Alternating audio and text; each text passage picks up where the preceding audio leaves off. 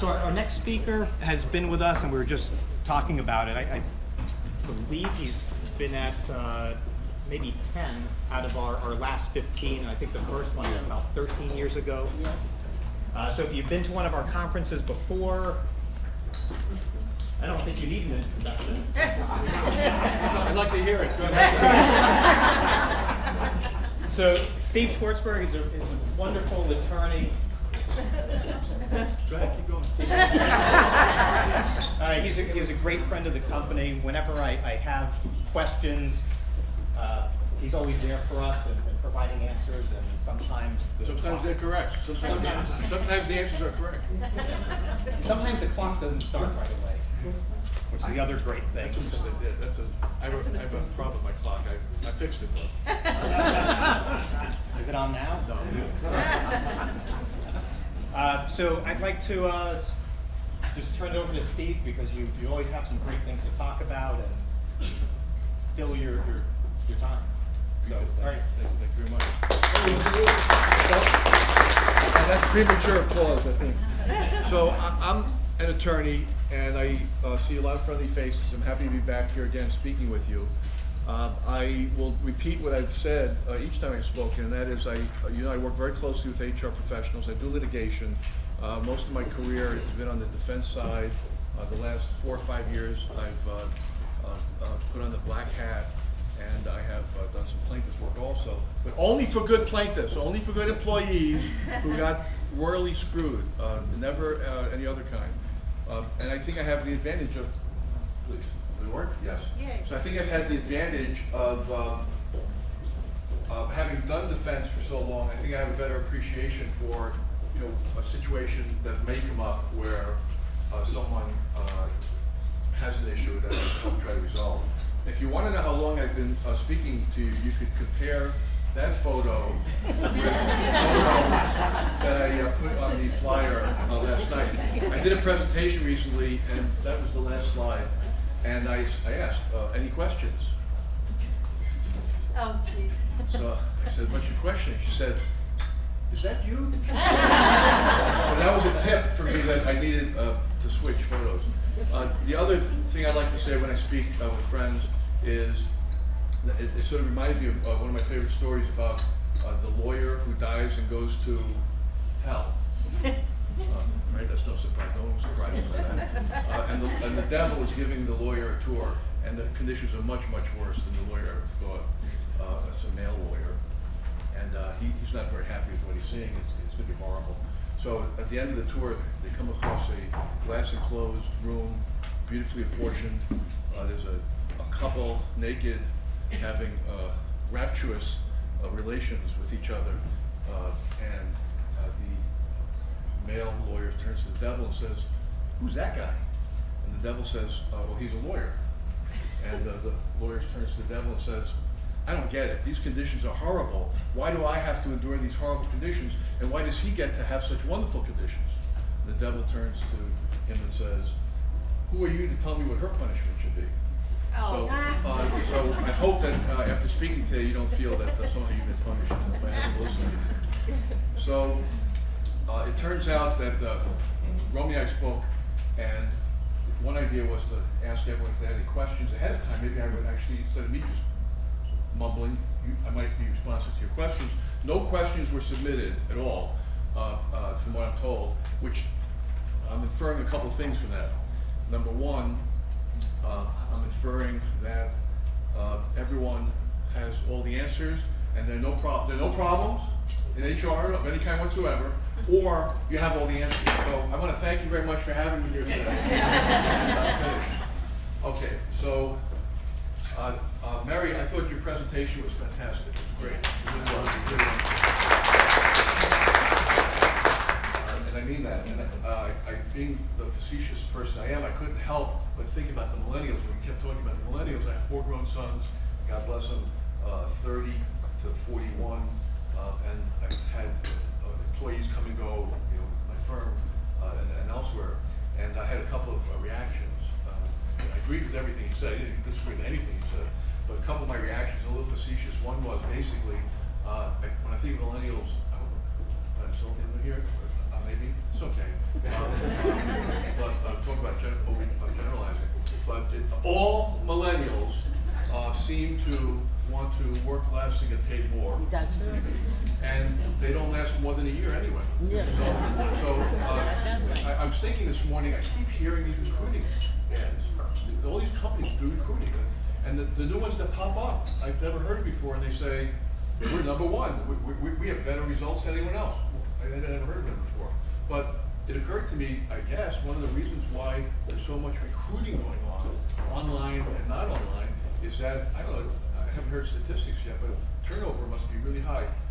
Do you feel you have an issue with turnover in your companies? Could you raise your hand and indicate whether you think you have a turnover kind of issue? We've got a lot of employees coming and going. I see that, a lot of that myself. Okay, so top 10 issues. You know I have a lot of respect for all of you. You know I'm very informal. If you have a thought that comes up, you don't have to wait to the end. Just speak loudly so we can all hear and share from our experiences, and we'll learn from each other. So I'm going to tell you what the 10 topics that I wrote up, and then maybe when I'm finished, you'll suggest 1 or 2 or 3 that I should have had on the list. I would appreciate that. So I'm going to talk about genderism, sexual harassment, etc. And the big 3. Let me ask you a question, and I bet you'll all answer this, all right? I want you to blurt out the answer, all right? Blurt out the answer.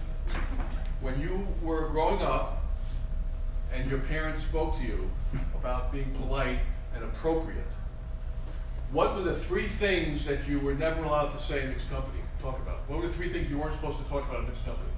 Sex, money, and religion. Okay, sex, politics, religion, and then money. I guess there are really 4. And were there any others that anyone wants to promote? Say it again? Yeah, same kind of idea, right. So I think of sex, politics, and religion. So as far as the first 3 topics, guess what? Sex, politics, and religion. FLSA overtime, we can't ever keep that off the list. Restrictive covenant kind of litigation, whistleblower issues, ADA/FMLA/PTO, which I refer to as the Bermuda Triangle. From your left here, apparently, I don't even have to speak on that subject, apparently. Social media, retaliation/what I call pretaliation, which I'll explain in a moment. And then a topic that I don't have personal experience with, but maybe I need to in order to become a better speaker, medical marijuana. So I'll address that topic also. Harvey Weinstein. Anyone hear any news about Harvey Weinstein? Who here doubts? You definitely won't raise your hand. Who here doubts that there's going to be an incredible upsurge in sexual harassment, genderism kind of claims? It seems like a watershed kind of an event. That it's not just that it occurred, it seems the reaction to it is so immediate, so extreme, so broad. It reminded me of a movie that half of you probably know about. Remember the movie Network? I'm mad as hell, I'm not going to take it anymore. Go to your windows and scream. I believe that's what's going on right now. And I think there's going to be a tremendous upsurge. Women aren't going to stand for it anymore, and men realize that they're going to come to the realization that they have an important obligation to speak up also. So I think it's going to be a big difference. I don't think this is just going to blow over. Oprah said the other day, if we make this about Harvey Weinstein, then we're missing the point. So I think you're going to see a lot of issues that come up. And the issue of genderism, as a litigator, I can comment on a lot of the kinds of claims that we're seeing. There are more claims in the EEOC Title VII area dealing with transgender issues and LGBTQ issues. And I think, again, that there's going to continue to be an upsurge on claims that are made concerning discrimination, hostile environment, harassment, and retaliation. 1991 was when Congress passed the Civil Rights Act, and that's when Anita Hill testified against Clarence Thomas, and when Congress amended maybe the Civil Rights Act and added a provision for an award of attorney's fees in litigation. So you can imagine what adding a provision that said that the prevailing party could get attorney's fees did to lawyers who would be willing to take on a case on a contingency basis. So it was a big difference at that point in time. But it didn't solve sexual harassment in the workplace. It didn't solve genderism issues. And we think, we like to think that we're progressive as a society and we're learning and growing and developing, and then there are times you read the news or hear what's going on and you wonder whether there's been any real progress at all, and whether we'll ever get to the point where, you know, the issue becomes less prevalent. But it is going to continue. So there are issues dealing with equal pay. I have more and more clients, you know, typically women, who are claiming that they're being discriminated against because they're not being paid as men are getting paid for the same kind of job, duties. That's going to happen. I've been representing a large number of pregnant women. There's something, I don't really know what it is, but there's something about pregnant women, typically male owners, supervisors, just have a problem with pregnant women. They don't want them around. They want them away. They're upset that they got pregnant. They're gonna get pregnant again, and then when they get pregnant, they have a kid. You know, they think that the male boss is figuring that out, and then they, you know, have all the issues that come with it, and more and more women are making claims based on pregnancy discrimination, on the Pregnancy Discrimination Act. That's going to pick up, and I also have had a seemingly increasing number of incidents where youngish women are making claims against their employers in connection with relationships that started out consensual and then turned. So it's there's a relationship with the boss and everything's fine and everything's going well, and then all of a sudden it's not going so well, and then it ends, and the boss doesn't want it to end, but the female employee wants it to end, and then all of a sudden it's a big problem. So the issues in the workplace about dating and relationships, especially involving superiors and people who work under, you know, bosses, are very sensitive, and companies need to be very careful about what happens. And you'll have people swear to you that it's consensual and everything's fine, but a lot of relationships go south, and when they go south, it's rare that both people come to the conclusion that it should end at the exact same moment. Usually one person concludes it should end before the other person does, and it could be some serious problems, and all of a sudden there are discrimination kind of claims that can pop up. So the area of genderism kind of claims is alive and well, and I don't see it lessening or disappearing anytime soon. Politics. We live at a time when the President of the United States is suggesting to the league commissioner that football players who kneel during the national anthem should be fired, and then injecting himself in, and there are a lot of people involved in the issue of employment-related issues. There's collective bargaining agreements in place, but the issue of politics is permeating the workplace in a way where it didn't before. Can you fire an employee for having certain political views? People are talking at the water cooler. Remember the things you're not supposed to agree. There's a reason why we're told growing up not to talk about that, because you're basically going to piss off about half the people you know, and you only need to piss off one wrong person. You don't need to piss off every person you talk to. And there's a tendency, I'm guilty of it, I think more than anybody, I have a tendency to think that people I know and people I like have the same exact views as I do. And I'm like shocked sometimes when they don't. And I'm comfortable saying that must apply to everyone here. There's a natural tendency to think that. So people talking in the workplace, it can create problems, all kinds of, and I'm sure you're dealing with them, those kinds of issues. Florida has a law, so basically, for all intents and purposes, you can fire someone because you don't like their political views. It's not a protected category. There's no protected category that says you can't fire someone for having certain political views. It turns out that a growing number of states are passing laws that do deal with that issue, where you cannot discriminate against employees based on their political view, how they voted on an issue, whether they voted, whether they didn't vote. Some employers fire people because they didn't vote. Other employers fire people because they voted. And sometimes you don't know her position, what the attitude of the employer is. Florida has a law that does prohibit discriminating against an employee based on how they voted on something. So if you're dealing with HR kind of issues, dealing with possible termination and discipline, you want to be careful about such a thing. And while we're on the subject, there's some other laws. If you get subpoenaed, if an employee gets subpoenaed to testify at a judicial proceeding, and you fire the employee because they didn't show up, they got selected for a jury, I'm sorry, I mixed it up. Jury duty they have to respond to. But if they're actually got subpoenaed to testify as a witness at a judicial, like a trial, and you discipline the employee, you have violated the statute, and you get sued for it. So you got to be very careful about that. Consult counsel.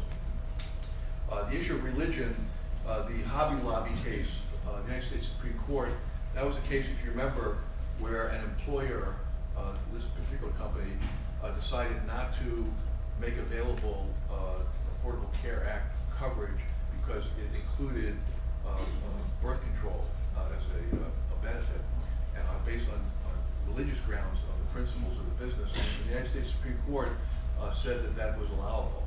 And what that did was it was a landmark decision because it's opened up the issue of people taking the position that because of their own religious rights, their religious freedom, they take the position that they can do certain things with employees that in effect otherwise might actually be discriminatory or an act of discrimination. So there's tension growing, more cases, more situations. I think you may have remembered a situation in Indiana. A baker decided that he was not going to bake the wedding cake of two gay guys who were getting married, and it got national attention. So you're going to be hearing more and more of those kinds of issues where employers, bosses, supervisors are going to take certain positions that because of their religious beliefs, they believe they should do things that otherwise would appear to be discriminatory. I'm dealing with a situation right now where I'm conducting an independent investigation for a client where someone in the hiring process has expressed outwardly and openly that she believes that the employer should stop hiring gays and people of color because it creates too many issues and problems in that particular institution.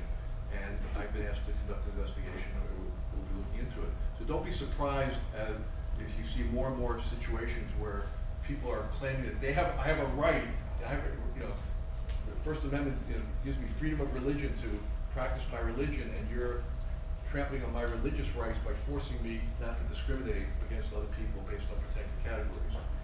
So you'll see more and more cases dealing with those issues as those competing kind of positions collide. Area of overtime, I think my favorite area. We're seeing more and more cases dealing with workers working remotely, different hours, flexible hours. Mary talked about that a little bit. And you've got people, our duties, used to, there was a time when you worked at your desk. There's something about working at your desk. I mean, nowadays, half of us are working right now by, looking at our iPhones and it's our little mini computer. It's like if you had a computer desktop, you strapped it on your back, and that you were walking around, you holding the monitor, and a big tower on your back, and the keyboard was on your left on your thigh, and then you had the mouse somewhere else, you had the mouse under your shirt, and we were walking around like that. And that's sort of what we're doing with the iPhone. It's like, sometimes we use it as a phone, but with remote working, you've got situations where you think you have non-exempt employees who you've got them scheduled for 40 hours, 40 full hours, and then all of a sudden you expect them to answer emails and text messages. You don't have control over bosses and supervisors who are harassing the hell out of them at night, weekends, whatever. Some resentment builds up. You have employees who are keeping the diaries and logs and printing out and emailing all the instances in which they're getting stuff that they're expected to do for tomorrow morning, and they make overtime claims. So there's a growing number of those kinds of claims, and they won't stop. If you just think about it, with what's going on with technology, more and more of what we do is being done that way. It's not like you have someone sitting over an assembly line, you're watching all the workers, and they blow the Fred Flintstone whistle, and then everyone stops working and everyone just leaves. We don't live in that world anymore. So you can see more of those kinds of claims. I made a note about volunteering. I just saw an article recently. Basically, beware of the employee who keeps volunteering. You know, they're so dedicated. They work through lunch. They eat at their desk. You know, they work. They take work home, et cetera, et cetera. And then all of a sudden, the love is gone. The honeymoon's over, and you get hit with an overtime claim. I learned an expression recently. When money goes out the window, love walks out the door. So there's a time when everyone's in love with each other, getting along great, and then for one reason or another, the employee's asked to leave, and the employee goes to a lawyer, and then all of a sudden there's an overtime claim. So you have to be careful about monitoring what they do. You're not to do work. Your job is here. Those are your hours. You're not expecting. They're not asking you to work extra hours. You're not permitted to work extra hours. Don't work extra hours. If you need to work extra hours, you can only do it if you get prior written authorization from the supervisor, and everyone here should know, it's important, that if the employee violates that and does the work, and it's overtime, because it's more than 40 that week, you must pay them. Now you can discipline them.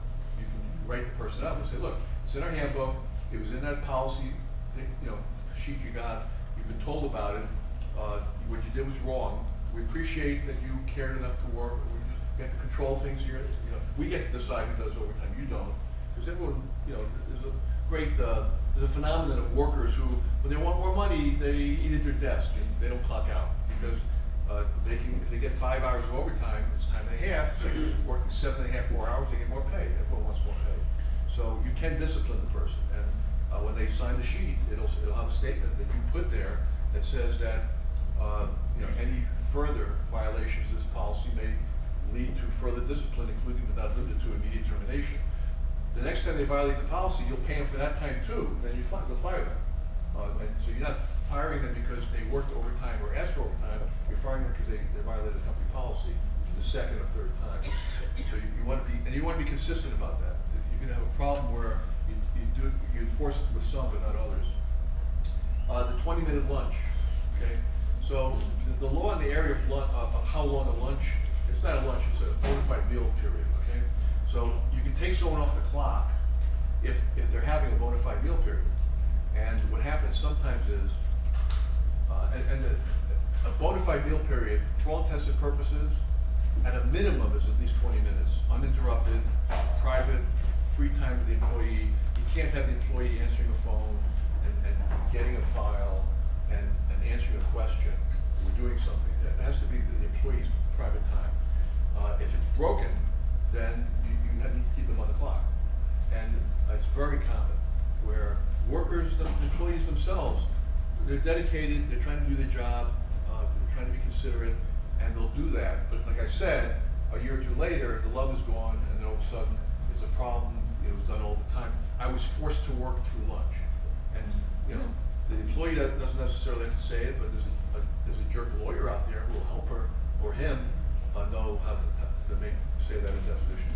So if you're going to have non-exempt employees, make sure the break is at least 20 minutes. It's their time. I always advise, if at all possible, don't allow employees to go off the clock and eat at their desk. You really don't know when they started. You're not going to put a video camera on and time it synchronized with a clock. And when was the first bite? And did they walk to put it in the microwave? And they put it on for 3 minutes. They go back and put it again because it wasn't hot enough. And then they finished and they washed the dish or not.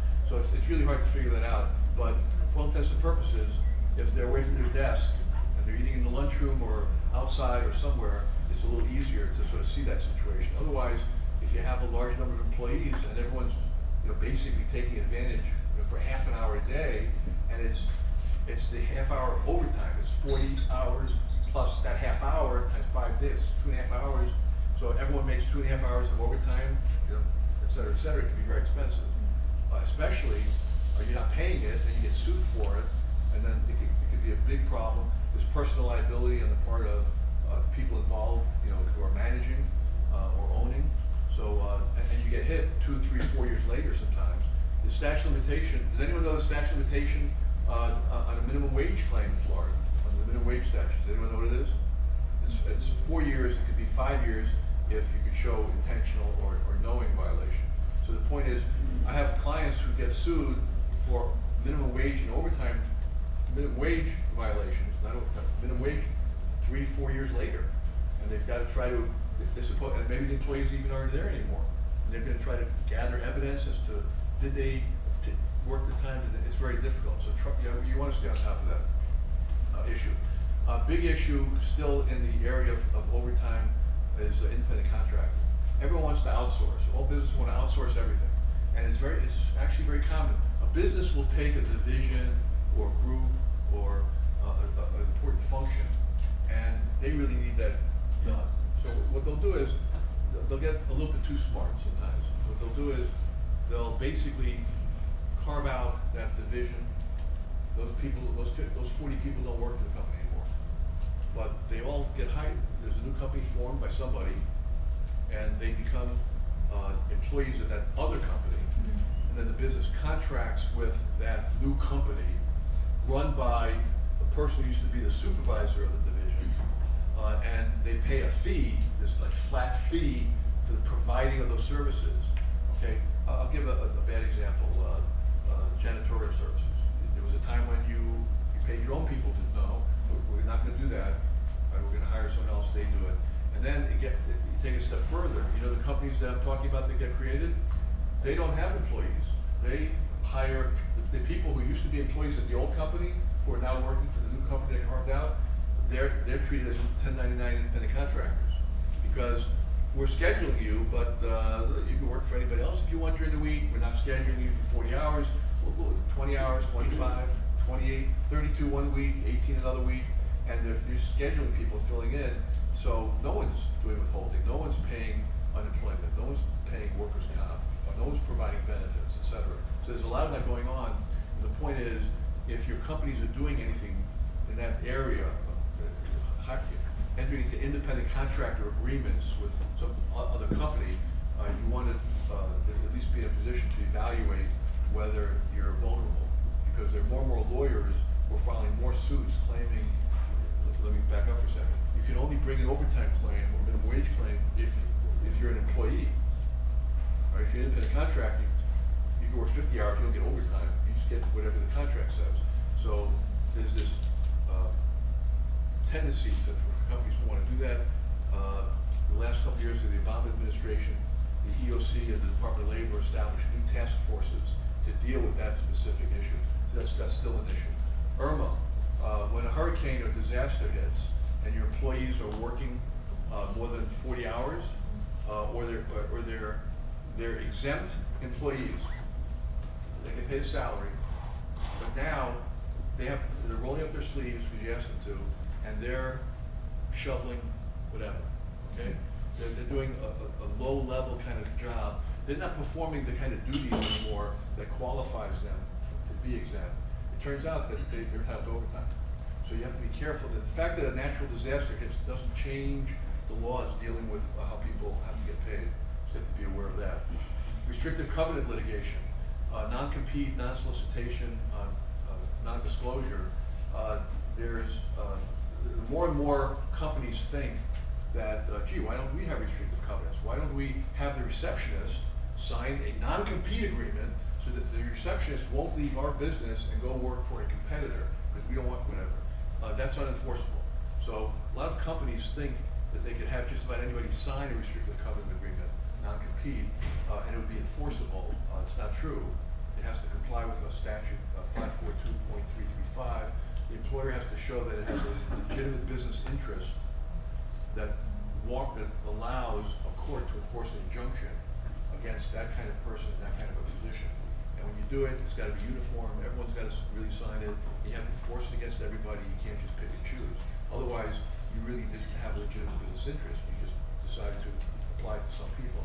But it can be applied to salesmen. It could be, typically more management level, higher level type of employees, because you spend time to train them.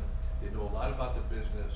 they know a lot about the confidential things about the business, and now for them to go across the street to a competitor actually does hurt the legitimate business interests of the first employer. You say something? Yeah, maybe it's a simple question, but you were talking about a 40-hour week. If you pay the person on 2 weeks and it's 80 hours, say in the first week they did 47 hours and in the last week it was 30. Right.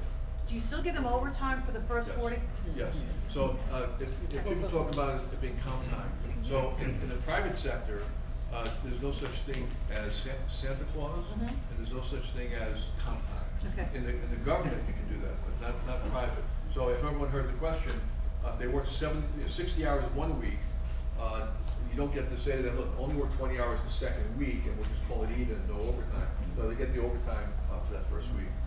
And on that point, when you are paying overtime, things can get a little complicated, because if you give bonuses and other monies, when you compute overtime, you actually have to take all the monies you're paying somebody and then divide it by the hours to come up with a regular rate in order to figure out what the time and a half rate is. So it can get a little tricky. Okay. Someone else had a question? Yes, ma'am. I had a question about the government agreement. Yes. So is there a time period? Is that like a yearly contract and then they can go over to the competitor? Yeah, so that's a good question. So the Florida, if I had another week, I would go back to old England, with the common law that we inherited when our country was formed. We adopted the common law precedent decisions by judges over long periods of time, was that a contract to restrain commerce was unenforceable. Okay, so you couldn't have a contract that could stop people from working for someone else. That was the general rule. The exceptions have been where statutes are passed and the legislation, like in Florida, says we will allow non-compete agreements, but only to the extent that they exist to protect the legitimate business interests of a company. So the statute that I'm talking about actually says if the restrictive period is 6 months or less, it's presumed reasonable. If it's more than 2 years, it's presumed unreasonable. So if it's in the 6 month to 2 year period, it's presumed to be reasonable. It's rebuttable, it has to be litigated. But even if it's less than 6 months or more than 2 years, you can still litigate and show reasons why the restriction is reasonable. Florida is one of the states that allows a judge to red pencil or blue pencil or black pencil the period of time or the geographic area. Georgia says if you make it too restrictive, the whole thing goes. It puts more pressure on employers to be more reasonable in the periods of time. Okay? Anyone else? Another question? Restrictive covenants. There's more of a tendency now to let people go work for competitors. We don't have a problem with that. Don't do solicitation. Don't have anything to do with any of our customers or employees. Okay? And you certainly can't disclose confidential information. So the higher level is employers still want non-competes. Mid-level, lower level, there's a tendency to get away from them because it's hard to meet the burden that you have a legitimate business interest to stop this person from working someplace else. It's a Mercedes salesman who goes to the BMW dealership and there's a restrictive covenant. Why should that be enforceable? They're just taking their he or she's taking salesmanship skills and moving them over to another place. You didn't really train them that much. And whatever you train them with, they can't use at the place across the street. So there's a lot of litigation over it, but you don't really know whether you're going to win that injunction or not. Whistleblower. More and more whistleblower suits. False Claims Act. There's a federal False Claims Act. That's where the company, some employee steps forward and says, the company didn't pay taxes, they're ripping off the government, they're charging too much, et cetera. They're not doing what they're supposed to do. If you file a False Claims Act, Medicare fraud, you file the suit, you can file it under seal. The government has 60 days to decide whether to take it over. And if they don't, you can go forward with it. They can take it over any time thereafter. But if the government investigates, there's a doctor in Palm Beach, anyone follow the story of, I don't know, $45 million worth of Medicare fraud? Anybody hear that story? I don't really, I think some other doctor may have actually turned them in. But if you filed that lawsuit, the False Claims Act case, also called a qui tam, a Latin phrase, Q-U-I-T-A-M, it's sort of a citizen's derivative suit, where a citizen brings the suit in the place of the government. Normally the government would want to go against somebody, but now the employee does. The employee can get 20 to 30% of the recovery. So if there was a recovery against that doctor, then the employee can get a big share of it, and that's why lawyers are willing to represent employees. And in the area of Florida whistleblower, 448.101, if an employee objects to the company violating a law, rule, or regulation, the person can qualify as a whistleblower. So if you take any adverse employment action against that person after they've objected, and it can be oral, it doesn't have to be in writing, so you gotta be real careful. That person, if they were fired, let's say, and were out of a job for 3 years, they can recover 3 years worth of comp because they were retaliated against. They objected to the company dumping hazardous waste, not paying sales tax, not complying with discrimination laws, etc. And now the love is gone, the person gets fired, and all of a sudden you get hit with a whistleblower suit. So if you're involved in terminating an employee or taking adverse action, bad review, demotion, reduction in pay, etc., before you do that, you may be stepping into a pile of doo-doo without realizing it. So what you need to do is go through a mental checklist. Is this employee in a protected category that the law protects? Title VII kind of claims. Race, religion, disability, age, gender, etc. And if so, has this person made any claim? Because if the person made a claim that you may not know about, but you need to find out about, and then you terminate the employee, the employee's going to take the position that they return.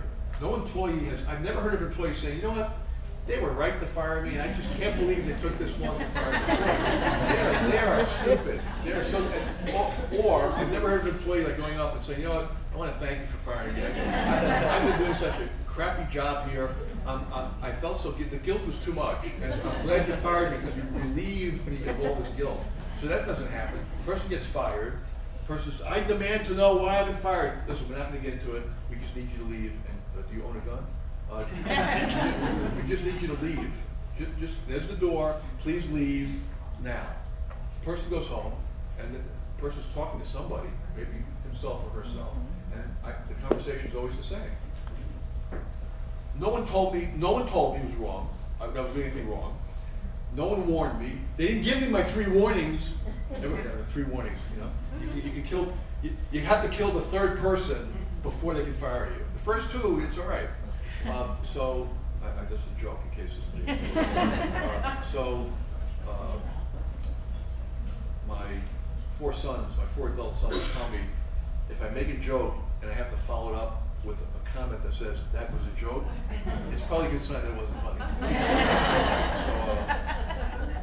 So the employee says to himself or herself, I asked them what and they wouldn't tell me. They don't have a reason. It must be because I'm blank, fill in the protected category. I'm old, I'm black, I'm Jewish, etc. Can I ask a question? Yes. So regarding old, is the age for discrimination is still at 40? Anyone over 40, they're protected? Is that correct? So good question. I thought about that this morning, actually, driving here. And I'm glad you asked the question because I would have forgotten to talk about it. So and the Title VII is federal. The Florida Civil Rights Act, Chapter 760 is state, and counties have their own ordinances that prohibit certain kinds of civil rights discrimination. For example, the federal and the state say the employer has to have 15 or more employees before these kinds of discrimination statutes kick in. Miami-Dade County says 5. And Broward, I think, is either 5 or 10. Palm Beach, I think, is still 15. But to answer your question, the federal Title VII legislative scheme, it's over 40. Pardon me? Yeah, officially, according to the federal statute. And under the state statute, it doesn't say over 40. It says based on age. So the obverse can happen. Someone who is fired because they're in their 20s but not their 40s can bring suit. So to be responsive to your question, most everyone thinks it's over 40. You think of age discrimination over 40. In the state statute, it could be someone under 40 who got fired because of their age. Maybe being too young. You don't hear a lot about that.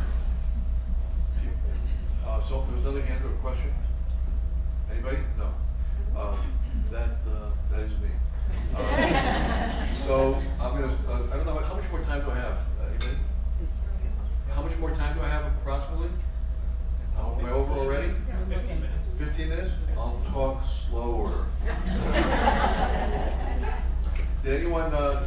figure out I'm from New York? Originally. So, now the Bermuda Triangle, okay, and I think when I went through the list, I think I got the biggest reaction to that. I think everyone knew exactly what I meant, right? So, I used to call it the Pentagon, but it didn't sound the same. And the reason is I throw in, basically what we're talking about is a situation where some employee has something, typically a medical kind of an issue. It may emanate from workers' comp, it may not, it may be a serious medical condition that might bring in FMLA, if you're 75 or 50 or more employees. It may be a disability, it may qualify, the condition we're talking about, physical, emotional, etc., may qualify as a disability under the American with Disabilities Act. The company may have a leave policy or paid time off, a certain number of days for personal, sick, holiday, etc. Other companies, I think, have gone to, here's your bank, you have a PTO bank. You don't have to lie to us every time you want to use it. I'm very sick this morning, I can't come into work. What's that carousel noise music I hear in the background? So, so you have company leave, and then you have workers' comp issues that can come up. So, and then you have stacking that could apply, where and a short-term disability I throw into the pot, the mix also. So a company might have their own company leave policy. The company might provide as a benefit short-term disability kind of policy, and then you've got these other issues. You have rights under workers' comp if you're injured on the job, and you have FMLA, and you have ADA, and for all intents and purposes, it's a little bit like whack-a-mole. Okay, whack-a-mole is that game where you have the hammer, the thing pops up, you hit it on the head, and when you do something else, pops up in the hole. So you think you're handling perfectly the problem from an FMLA point of view, but it turns out you might not be handling it perfectly from the ADA point of view, or vice versa. I've had clients, very large, national, sophisticated clients, who didn't engage in the interactive process to make sure they were handling an ADA problem correctly, to see whether someone qualified, had a disability, could perform the essential functions of their job with or without an accommodation, whether their essential life functions were affected, etc. And they didn't involve themselves in any of that. All they did was they just waited to see what the insurance company that provided the short-term disability decided, which is a completely different standard. So whenever you have an issue that deals with an employee who's presenting with some kind of medically related, health related kind of an issue, you want to make sure you're thinking about all the possible laws that might apply, and they don't all jump out at you. If it did, it would be you wouldn't have laughed as loud as you did. I guess when I mentioned the Bermuda Triangle. I have a situation now where an executive secretary for a very large, sophisticated company, worked there 7 or 8 years, had increasingly worse GI problems, which ultimately got diagnosed. I won't get into the specifics. Well, it's public record. Even if you looked it up, I wouldn't be violating any confidentiality. But the issues had to do with Barrett's esophagus, which is a precancerous form of esophageal cancer, gastroenterological reflux disease, acronym is GERD, gastritis, esophagus, gallbladder issues and problems. Didn't know what the issues were. A lot of vomiting, a lot of diarrhea, a lot of problems. The company had 15 days of PTO, 10 days of vacation.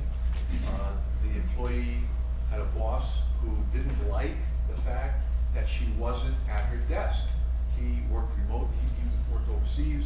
When he called, he wanted her there. When he dialed that number, he wanted to hear her voice at the other end of that phone.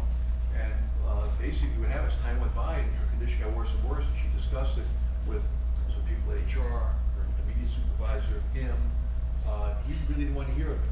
So he gave her bad reviews. The bad reviews were, you're not dependable, you're not trustworthy, you're taking off too many days, okay?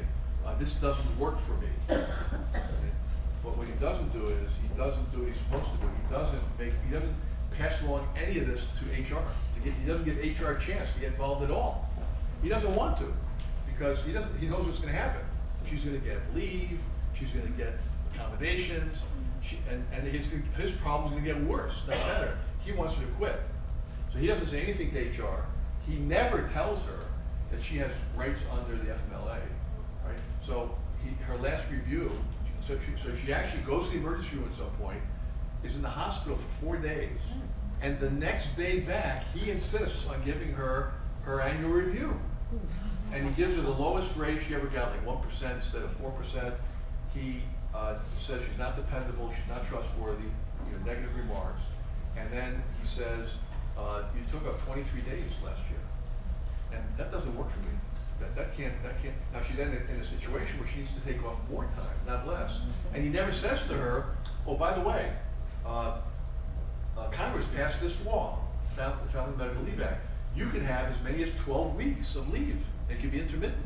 And I know we used to let you work from home as an accommodation, but we stopped doing that. We don't want you to work from home anymore.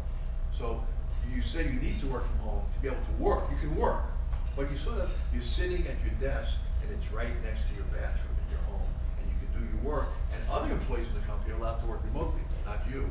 We want you. You're going to have to be at this desk, and if you can't make it to the bathroom, I'm sorry, but we need you here because it doesn't work for me. So I may be slanting the facts a little bit, but that's the situation. So there's a lawsuit involving interference under the FMLA, failing.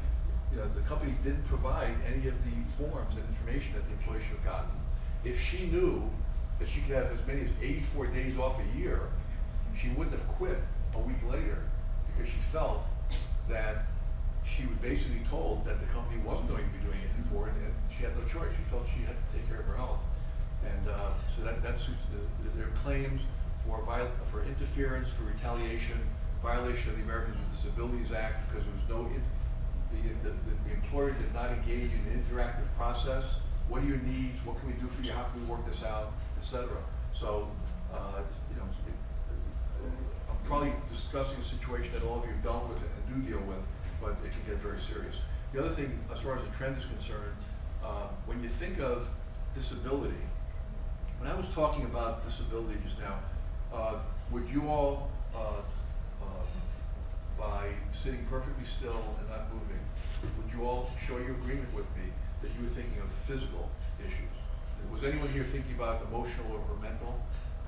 Some people were. So what's happening, as you know, there's a certain percentage in the population that has severe emotional kind of issues, and you can see more and more claims under these statutes for serious medical conditions that are not physical in nature from the beginning. Social media, I'm going to speed up real fast. You got to be careful about your policies. You can't really have a blanket policy that says you're forbidden to say anything about the company in any social media.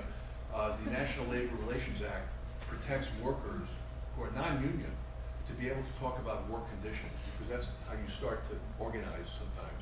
And if you're prevented by your employer from ever discussing it in that kind of a forum where you can share the information, it could be a violation. So be very careful about your social media policies in that respect.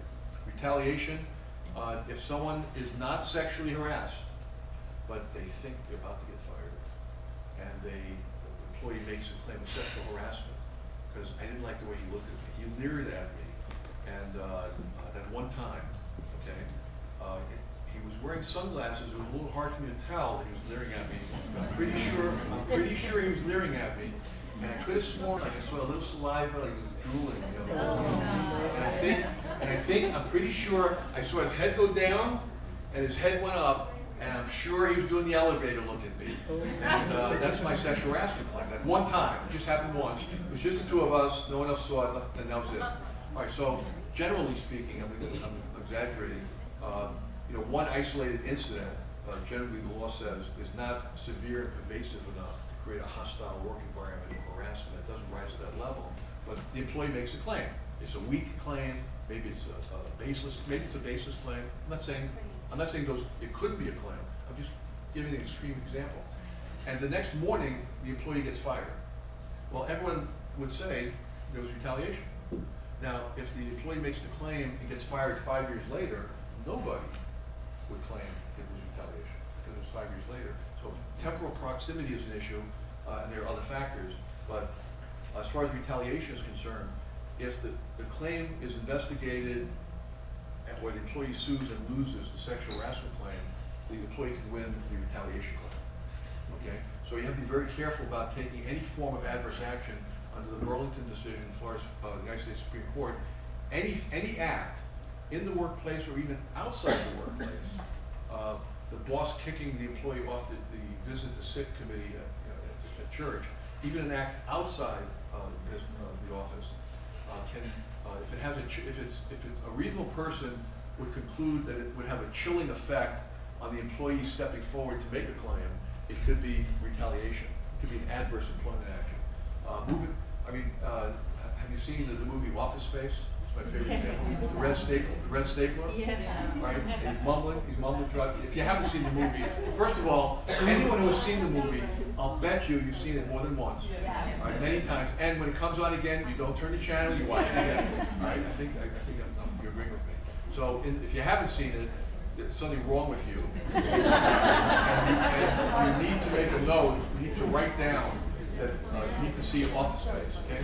So this employee with the red stapler, he keeps mumbling, they move his desk, they move him downstairs to the basement, and then the ultimate, he takes his red stapler away.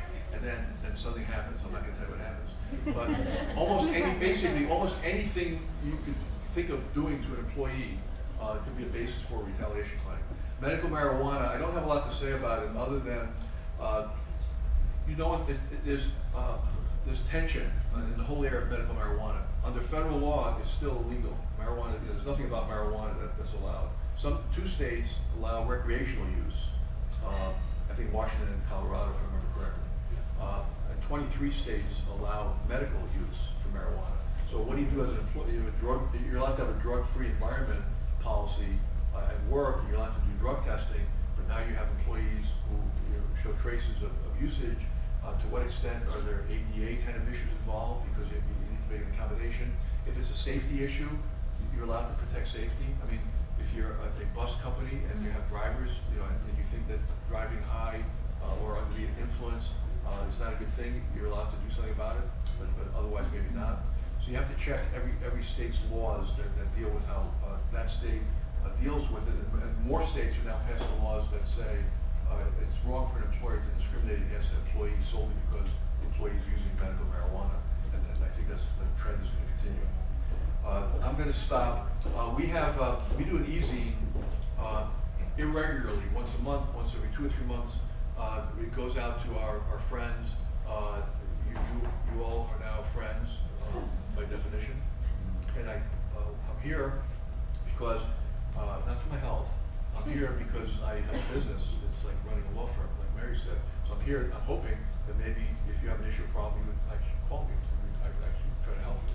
So if you want to get our e-zines, one's coming out, our most popular one is coming out this week. It's on Halloween, and it's Trick or Treat. It's the 10 scariest claims an employer can be faced with. So you have my business card and a relatively recent photo of me. So feel free to call me with questions. Questions. Romeo's correct. I like relationships, so I'm not so crazy about turning the clock on immediately. You can call, we can talk. If it develops into something, then we have a professional relationship.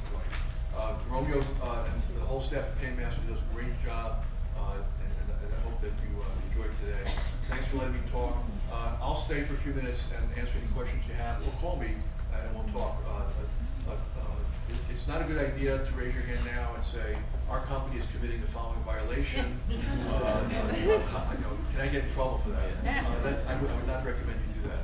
But I'll be happy to talk to you for a few minutes or any time. Thanks for letting me talk. You can tell I enjoy doing it. And keep up the good work. Thank you.